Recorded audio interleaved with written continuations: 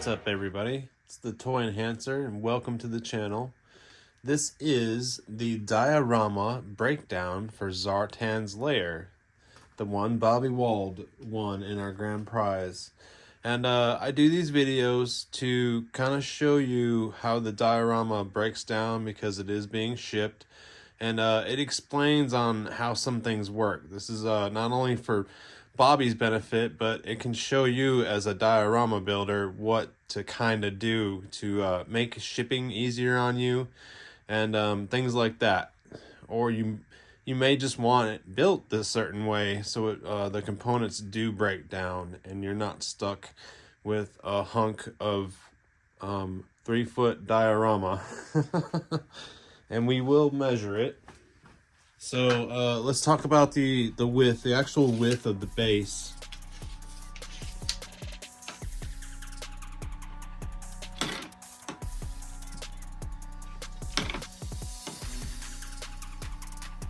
Is right at 3 foot. It's 3 foot wide.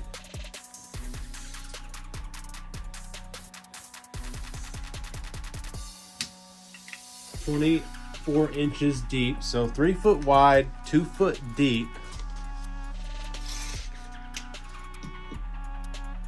It sits about 21 inches high. So in case you're wondering on the measurements of it,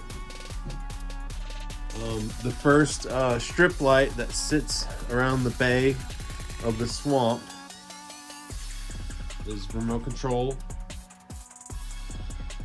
And it's just a simple LED you would run to light up, you know, a kid's room or whatever. I think it's a 3-foot LED. And we can switch from greens to yellows and so on, reds, purples. It has different fade effects, features on it, flashing features, and that's just the perimeter lighting.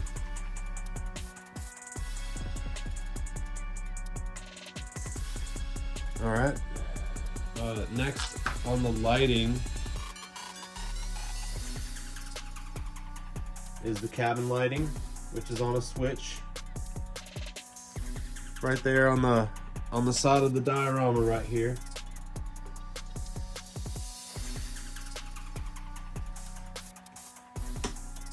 So you can have it on or off at any given time. And then the other switch is for the lighting for the computers, but we have to turn that on temporarily. I want to show you how the winch, no one got to see the winch work. And the winch is a RC winch. It's a little bit tricky. It does come with a wireless controller. You just flick that down, and you have an A and a B. One's up and one's down. The only bad part about the winch, and it is designed to pull RC cars with other RCs mounted on RC cars. So with this cable, it's pretty thick. It's a pretty thick cable, and when you lower it, you're gonna want to have to put some tension on it. That's the only crappy part about it. And if you were to do something different, like if you were to put a lighter rope on there or a lighter chain, that would probably eliminate that process. It just needs enough counterweight. But I didn't want to add any weight to the cage. I just wanted it with a figure in it for now. And then if Bobby wants to change out the rope to make that function a little better, but it does go, you know, pulls it up, you'll see it start to twist as you get, because the cable is very stiff cable. You can see it kind of has a little bends in it here and there, and something thinner would probably eliminate that process, so you'd be able to drop it down with no problem. But you do want to keep tension, otherwise the motor will bind, and it's not a problem to unbind it. Very simple motor and setup. But I just wanted to show you guys, you know, in case you do buy one of these winches off Amazon, I think they run about 20 bucks or so, that you'll just want to watch that. Maybe get a lighter grade chain, but it works great. It's real neat. Just needed a lighter, some kind of lighter chain involved, so there wouldn't be so much twist, and it could lower the lighter weight by itself. But you could change all that by adding weight to the cage. It has to be as light as it can be right now. I didn't want to do anything to add weight to it. So there's that. And then I'm going to show you how this stuff comes apart. Of course, we had this beautiful swamp ski done by Loki Wartooth. He printed this up and sent it out to me, and I just dusted it with some moss green and put some black on it, and pretty much it was already the colors that I wanted it to be. And very nice swamp ski. I was very happy with that. Loki did a great job.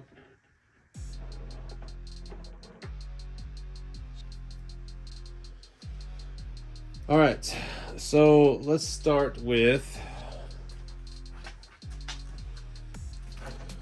lower this down real quick.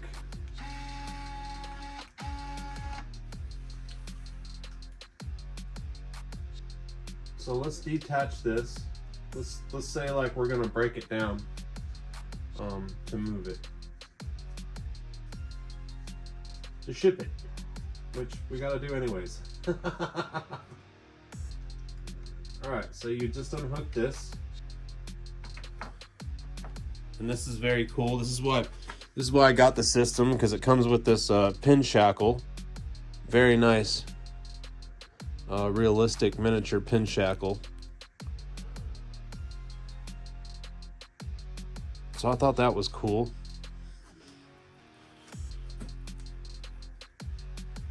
And then you know, keeping this just unhooks from the cage, keeping the tension.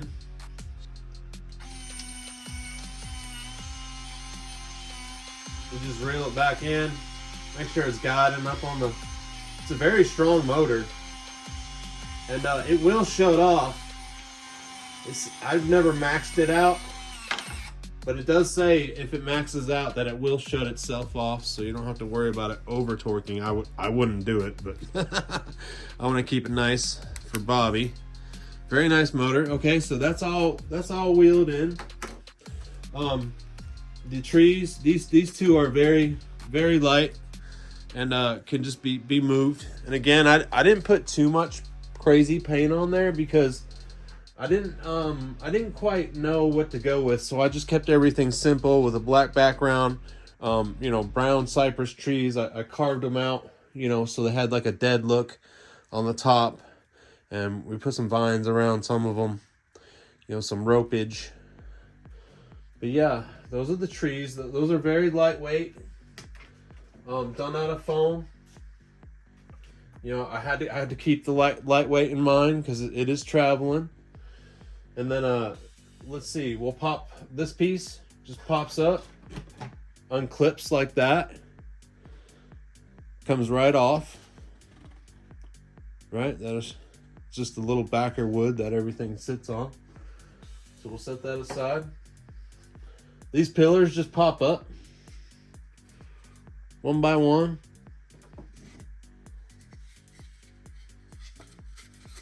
Very light, hollow.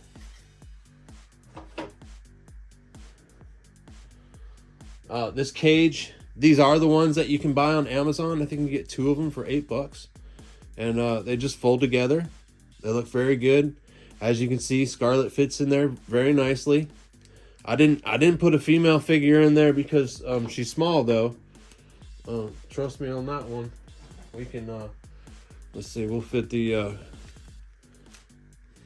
we can fit Tomax in there too, just as easy.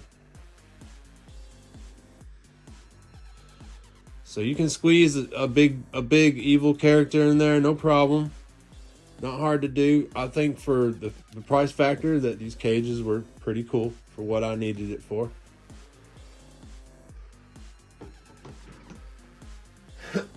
All right, next on the breakdown is there's a bench sitting. We'll do the docks. There's a bench sitting right here. Just pick that up, remove it. Just a simple bench. I wanted something sitting there to hide the wire that goes in right there for the motor, because that's connected to the house, the cabin. These just pull out. I put a ledger for all that to sit on, and then it just has some feet that sits on. So that pulls right out of there. Same with these. These aren't mounted in the resin, they just lift up. So kind of show you what everything was just strategically placed, around the rocks. So everything just fits in. You kind of feel it when it's in the right groove. It just feels right when it pops in. And same with these docks. Nothing fancy. Nothing fancy at all. Just what we needed. And this one pops up too. That's what that one looks like. And it has just some back feet to sit on. That's pretty cool. All right, so that's all the docks. They break down real nice. Again, I didn't want to embed that in the resin because I didn't want it to crack and I wanted it to be worked on if possible. I just felt like if I embedded all that, it would have been hard to ship and whatnot. All right, so we're on to the roof. The roof just pops up like this. I do have lighting in there, and they do have little caps on them. What these were from were RC shocks. I just stole these little caps off of the shocks, and I put them around the normal lighting. And they're easy to go on, and sometimes they slip off. So you could either glue them on, or I just slip them on when I need them. Some will stay on better than others, and some you just gotta clip on there. So there is an extended wire right here, okay? And that wire goes into like a JT connector in the back. We'll kind of move this out of the way. And I'm gonna show you how the paneling pulls out now. We're gonna pull out the false walls. We'll move this table. And I wanted to show you really quick. There was a trunk you may have seen in there, and that stores all the plates and everything are in there. This is the jug that my son Charlie made. He made it out of clay really quick for me, and made a few other ones, a smaller one, and we baked them and hardened the clay. It was pretty cool. He loved it. So that holds all the cutlery. And then you seen the table that was in there. This is a dual purpose. I have a cover that we made out of ABS. So when it is in the computer mode, you can just pop this over it. Boom. Pop that. And that's your fancier table. It does have wooden legs, but for a quick, fancy table, it was a pretty quick way to resolve that, I mean. All right, so we'll move these chairs out of the way. Again, I just picked these up at Hobby Lobby. Got a pretty good price on the table and chair set. It saved me a lot of time. And there's no way I could have whittled that out and made that look that good when I bought a whole pack of chairs and table for like $7. So you got to look for little things like that. Hobby Lobby has a nice 112 section. You can find stuff like that at. And then the panels come out very easy. I cut everything like super tight. So we'll pull out the first panel. It just comes out nice and easy like that. We can take a look at some of the dry brushing I did on the block work and whatnot. There's a good look at the deer head. Missy printed me out some pictures so I could frame them up. Little shelf in there. Yeah, so that's the main wall.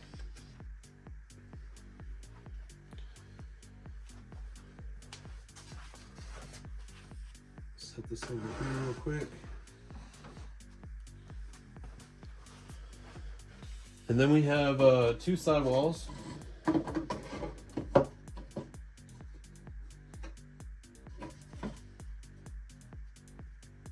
This one just has a bow hanging off of a little hook.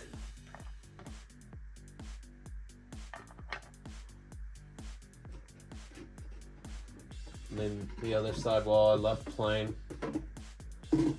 Again, you know, Bobby can throw anything he wants on these, add to it, whatever he desires. I just wanted to give him a good base. That's the same with the trees and the black background. I wanted to keep things simple because there's probably 20 different ways I would have painted it and thought about painting it and doing tree backgrounds and painting it, but I probably would have worked in live, or not live, but actual plant product like you buy at like Hobby Lobby or a craft store, and use actual trees. But I know there was no way to possibly ship it that way and have everything stay perfect. But I figured he could decorate that and do a little paint, you know, work himself, as long as he had a good base platform, since he is a diorama builder. Normally I wouldn't do that, but I didn't really want to get into paint because I know that's a picky issue, a real picky issue sometimes.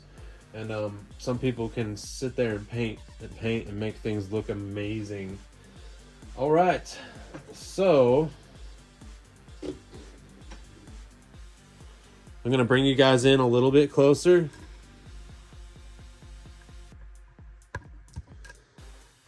All right, and the door does close, and it has a nice little catch to it, so I like that. I have it on a 3 hinges back there. Just give it a little push. It can swing all the way back to the wall, so you can take photos, you know, from the roof or up overhead. You can actually I was sticking my camera right through the windows at times to take great pictures, so it is like picture friendly, especially with an iPhone or whatnot. And then this whole unit, I'm just going to move this over real quick. This whole unit will lift up out of this box.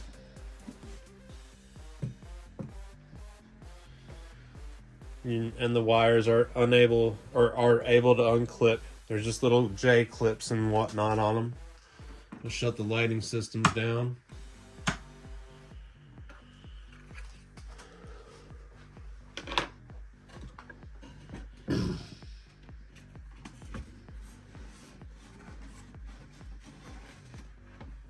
And just pull it forward enough. Unhook that J clip. Other J clip.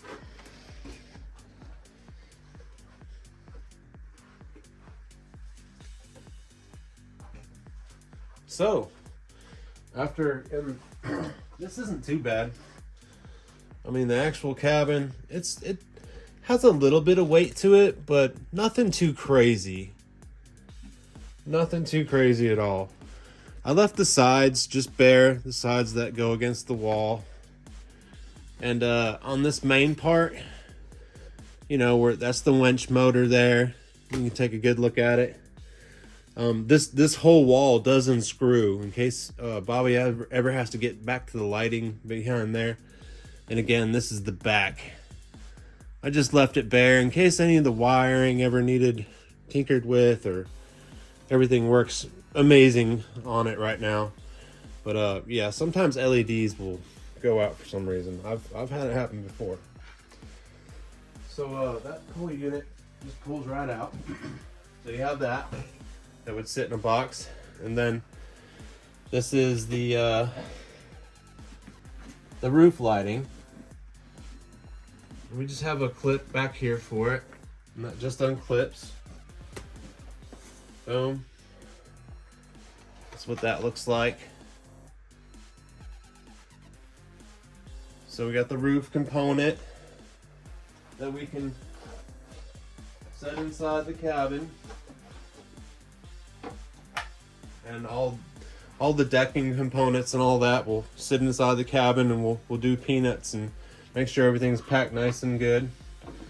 And these are the walls. So now we're down to the base, right? These walls are just magnetized. They pull right off. That simple. Little magnets on the back. And you can feel them. You can feel it when it gets in that sweet spot. Bam. So it's pretty solid. Pretty solid, but it just pulls apart that easy. Right?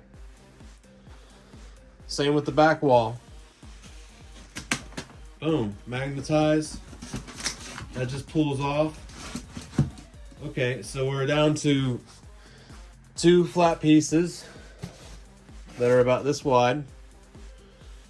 All right, very light. And then I'm sure you're wondering what the base. The base actually isn't that heavy either. We were able to get it pretty light. See if I have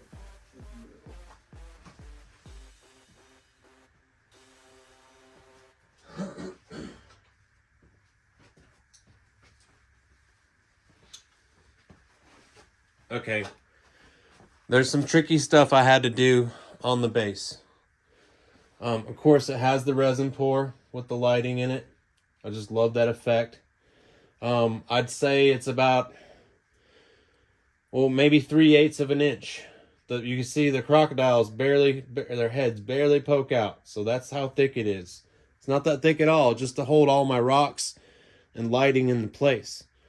And it's pretty light. I'd say that the actual base weighs about, well, maybe 5 pounds. Yeah, it's that light. Now the tricky part is there's tension that is put on this tree. There's a little hook. We're fixing it. I'm going to show you a better view of this. There's tension that's put on that tree from the house to the cable. And everything. So this had to be super sturdy. So let me show you how I did that.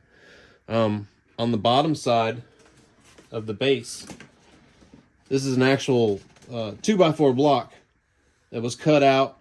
It was glued into the foam, and it's in there pretty stout. It was super glued in there, or not super glued, but hot glued in there, caulked in there. So there's a piece of actual wood. That isn't foam on the corner, it's wood. All right. And then to remove this tree, there is one screw that Bobby's going to have to unscrew and screw back on. It's just a standard sheetrock screw. Phillips head sheetrock screw. All right. After you take off that one screw, you want to gently pull up. Just give a little bit of a wiggle. Make sure your screw's all the way out. I don't think mine's all the way out. Yeah, just need another 1/2 inch there. Pull it straight up. All right. Inside this tree, to make everything stout, is a metal rod, and you can see the base right here of the metal rod. That's a piece of steel that rides all the way up through this tree, through this branch, and all the way to this eye hook. All right, and that's how I'm able to pull so much tension on this tree. And if you look right down here in the base, there's a hole right here. That's where this little button lines up. So that button that sits right in there, that piece of steel, will line up with this hole. And when you go to sit it in place, you'll feel it sink right in there. It's perfect. Perfect size, perfect everything. And then you'll make sure it's down nice and tight. you'll put your screw back in. And it's actually going into that block that's embedded into the foam. And it should screw in perfectly fine, just like that, with no tension, no nothing, because it's already been pre-drilled. Everything's perfect. And then that tree is super, super stout. And that's how I'm able to pull on that tension with that cable and raise that cage up with no problem.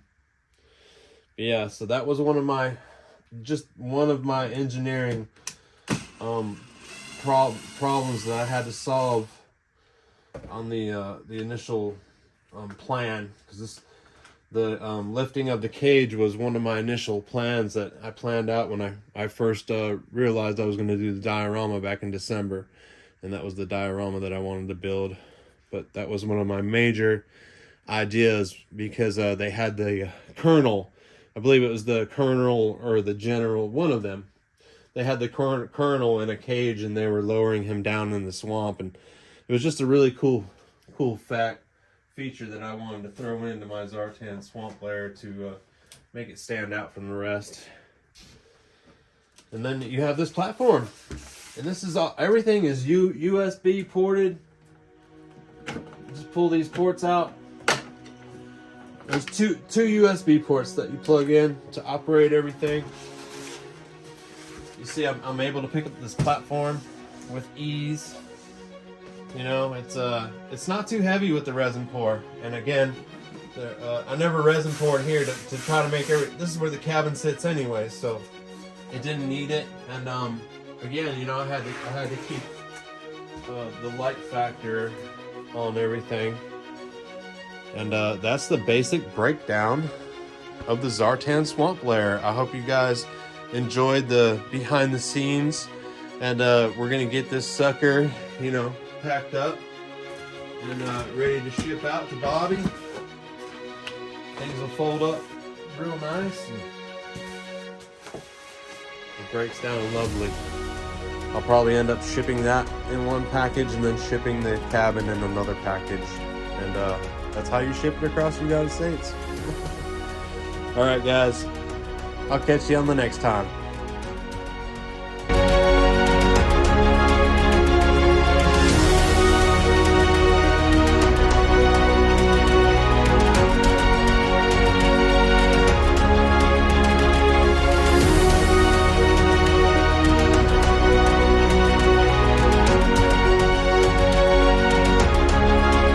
You'll have to follow me to find out.